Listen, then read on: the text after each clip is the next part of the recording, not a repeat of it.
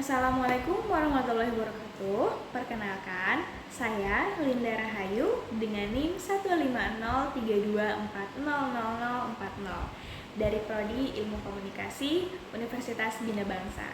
Jadi di sini saya akan menjelaskan tentang desain struktur organisasi. Nah, sebelumnya apa sih itu struktur organisasi? Jadi, struktur organisasi itu adalah sistem yang digunakan untuk mendefinisikan hierarki dalam sebuah organisasi dengan tujuan menetapkan cara sebuah organisasi dapat beroperasi dan membantu organisasi tersebut dalam mencapai tujuan yang ditetapkan di masa depan. Nah, unsur-unsur penting struktur organisasi itu terdapat 5. Yang pertama, ada pembagian kerja. Yang kedua, ada departementalisasi. Yang ketiga, ada rantai komando dan rentang kendali. Yang keempat, ada sentralisasi, desentralisasi, dan formalisasi. Dan yang kelima, itu ada bentuk-bentuk struktur organisasi. Nah, kita masuk yang pertama, yaitu ada pembagian kerja. Pembagian kerja itu adalah upaya untuk menyederhanakan dari keseluruhan kegiatan dan pekerjaan yang telah disusun dalam proses perencanaan, yang mungkin saja bersifat kompleks menjadi lebih sederhana dan spesifik, di mana setiap orang akan ditempatkan dan ditugaskan untuk setiap kegiatan yang sederhana dan spesifik tersebut.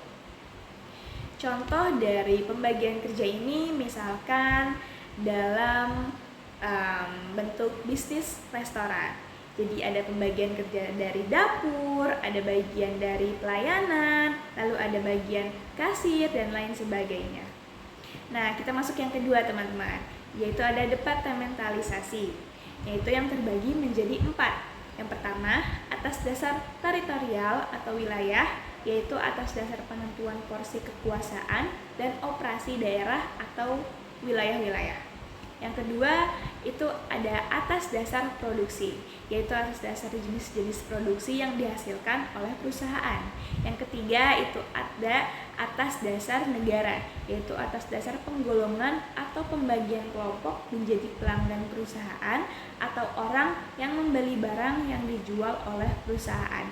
Dan yang terakhir itu ada atas dasar fungsi organisasi, yaitu yang mengelompokkan fungsi-fungsi yang sama atau kegiatan-kegiatan sejenis untuk membentuk suatu satuan organisasi. Nah, yang ketiga tadi ada rantai komando dan rentang kendali. Jadi, rantai komando itu adalah jalur otoritas formal yang menunjukkan siapa melapor kepada siapa dalam sebuah organisasi. Nah, tujuannya itu adalah untuk memastikan adanya struktur yang jelas dalam pengambilan keputusan dan pelaksanaan tugas. Sedangkan rentang kendali itu adalah jumlah bawahan langsung yang dapat dikelola secara efektif oleh seorang atasan. Nah, keduanya ini berperan sangat penting teman-teman dalam efisiensi komunikasi dan pengambilan keputusan di organisasi. Nah, kita masuk ke materi yang keempat. Ada sentralisasi, desentralisasi, dan formalisasi. Sentralisasi itu adalah struktur organisasi di mana pengambilan keputusan terfokus pada level manajerial tertinggi. Jadi otoritas dan tanggung jawab berada di tangan segelintir orang seperti pimpinan atau direksi. Nah, sedangkan desentralisasi ini adalah struktur organisasi di mana pengambilan keputusan didistribusikan ke level yang lebih rendah. Wewenang dan tanggung jawab diberikan kepada manajer di berbagai tingkat organisasi. Lalu ada formalisasi. Jadi formalisasi ini adalah tingkat sejauh mana aturan, produksi, dan tanggung jawab ditulis secara jelas dan diterapkan dalam organisasi. Organisasi yang formal memiliki struktur yang ketat, sedangkan yang informal lebih fleksibel. Nah, sentralisasi, desentralisasi, dan formalisasi ini adalah konsep penting dalam struktur organisasi yang memengaruhi cara keputusan diambil, tugas dilaksanakan, dan juga proses yang diatur. Nah, yang terakhir ada bentuk-bentuk struktur organisasi yang terbagi menjadi 5 teman-teman. Yang pertama ada struktur organisasi garis, yaitu adalah struktur organisasi yang sederhana dan mendasar untuk menyusun wewenang.